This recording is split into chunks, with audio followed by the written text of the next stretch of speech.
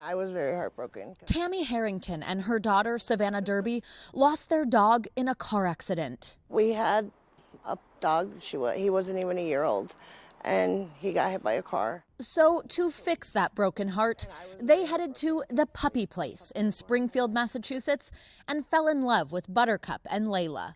We just played with these ones. I had We didn't want to leave. The two Shih Tzus cost over $3,000. So when the pet store offered a financing option, they signed up without reading the fine print. If you got approved, then they could use that towards the dogs.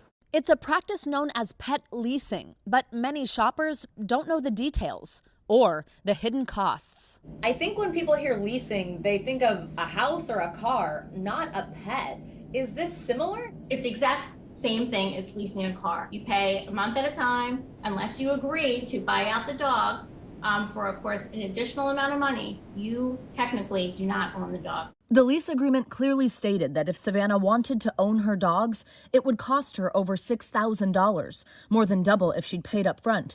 But she says the pet store never gave her any paperwork. The puppy place could not be reached for comment. It has now closed. They didn't give us any information, actually. Just fill this out and you can take them home on the computer. Like a car being repossessed, they said they had no choice but to turn Buttercup and Layla over to the Dakin Humane Society. They sleep in my bed. I mean, they're not dogs, they're my kids. I'm sorry.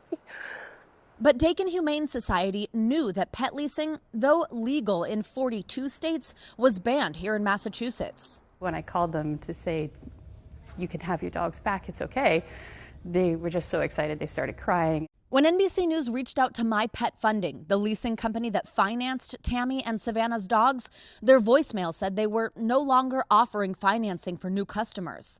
Experts suggest asking questions and beware of what you're signing. You obviously want to scrutinize information that's in front of you very carefully. Ask for the contract to be printed out, which is often not done. Come on.